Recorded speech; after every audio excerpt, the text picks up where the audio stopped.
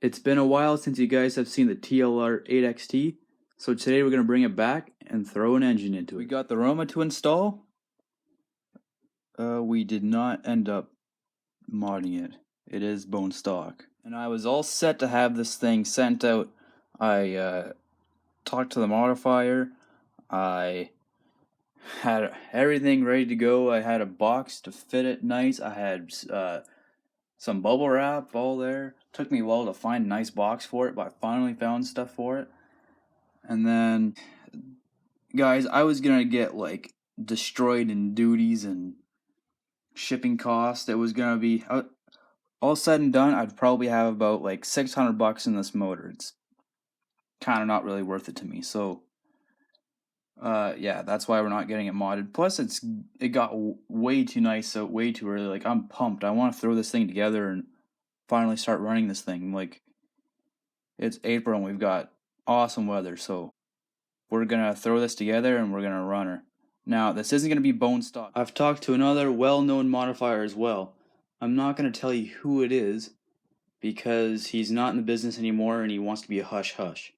But he did tell me some things I can do to the engine to get more power without actual machine work. So we're gonna do those and hopefully get a little more power out of it.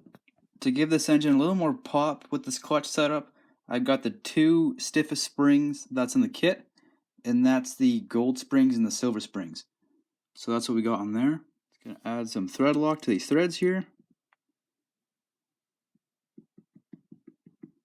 The kit wants you to use red Loctite, by the way. I say, ha, yeah, right to that. I'm gonna put some blue Loctite on. And they want you to torque it to, what is this here? 120 inch-pounds. So that's what we're gonna torque our clutch to.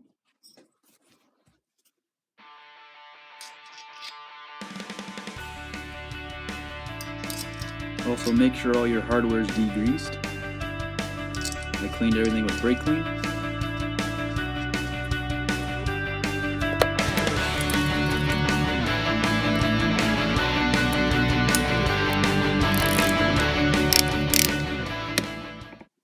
Oh, how am I gonna hold this?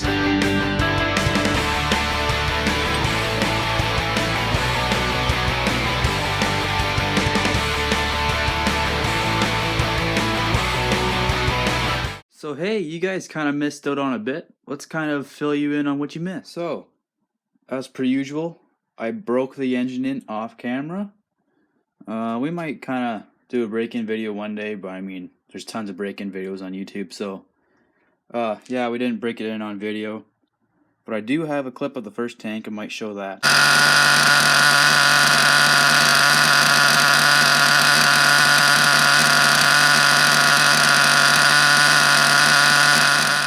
This engine was very, very easy to break in, ran mint, no problems whatsoever.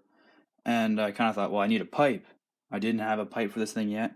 So we kind of borrowed the pipe off of the Losi8 buggy. So we have the Ofna or Hungnor 086 with the Novarosi 410, I can't even read that anymore. 41031 header. Broke it in on that. I haven't tuned this engine yet. I haven't done nothing. All I've done is broke it in. I've got maybe 10, 11, maybe 12 tanks max on this thing now. And we have more goodies for it. So let's see what we got. So this is this week's mail haul. This isn't for the 8XT. This is for the DBXL. I lost this coupler here on it. And this part here is out of stock everywhere till like I don't know, like late May, early June. And if you find them on eBay, they're like $50. I found this whole setup brand new for 40. So I mean, you get more than just the part. So I thought it was a pretty good deal. So we got this whole Guzak for the DBXL. We got some Sumo Racing skid plates. I'm mostly interested in this rear skid plate right here. The front one, yeah, these are heavy. You know, Sumo. Whenever I think of Sumo, I think of like some big Chinese dude, but yeah. So I expect these to be pretty heavy. We'll weigh them against the DE Racing skid plates. The reason why I got these Sumo skid plates is because I could not find the rear DE Racing skid plate for this. No idea why. I just prefer the DE Racing skid plates. I mean, they're cheaper, they're lighter. I mean, you just want to keep your vehicle as light as possible, but for the added weight to protect your chassis, I mean, it's a pretty good investment, $10, and you save your chassis, which will run you like $100 if you wear it out, or who knows what else. So, got some skid plates for it. Now that we're talking about skid plates, let's compare them on the scale, weight-wise. Because, I mean, the scale never lies. So here's my favorite, the DE Racing bump skid.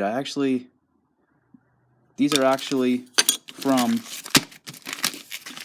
the 8X, because I thought, oh, they're pretty much the same car. No, they are not. So, here is the DE Racing. These are my favorite skid plate, because the value's good, they're light, and you're thinking, well, it's plastic. This aluminum one you'll never wear out. This one is like $17 or something like that. Get the DE Racing one for, I think, $8. If you manage to wear it out, you get 2 more of them and a sticker. So, I mean, stickers add like 10 horse as it is, right? So, like I said, the scale doesn't lie. Here is the DE Racing skid plate. What's that? 8 grams. DE Racing. Sumo Racing. 12 grams. 13 grams.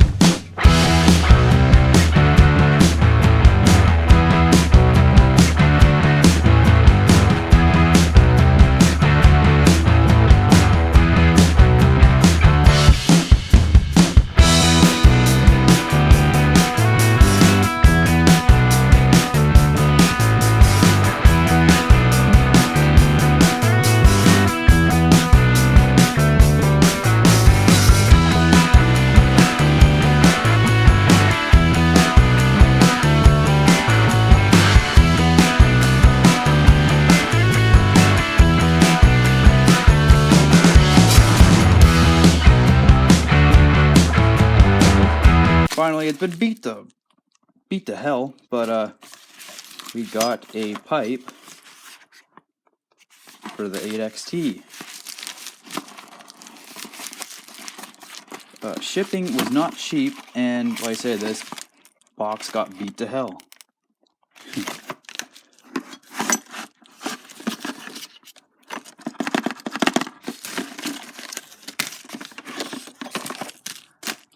So we got here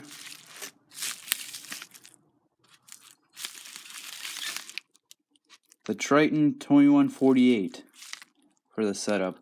I was looking at a few setups for this. I'd really like to find a Novorossy 9886 and a 41001 header for the Roma. I heard that's just the best setup for it. I found a couple Hungnor 086s, but I haven't found any 41001 headers for it, so that sucks. So I heard this is like the next best thing. Apparently this pipe puts out, now I don't know because I've never run this pipe yet, but I've heard this pipe puts out just as much power, if not more, than the 9886. I've heard pretty good things about this setup, so I thought we'd give it a whirl. Why not, right? It was only 100-something bucks. It's only money, right? Now we're going to build a pipe. For the gaskets, I like to use just a light synthetic grease, so that's what I got here.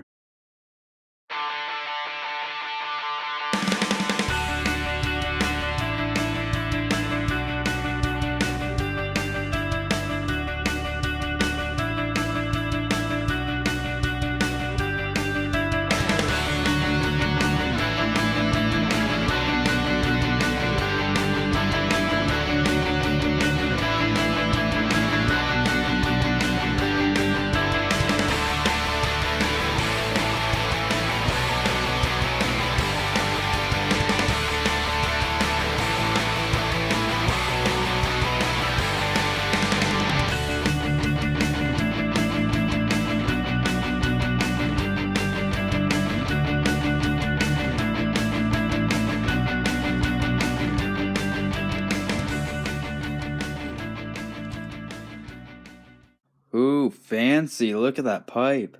Now, the only thing left to do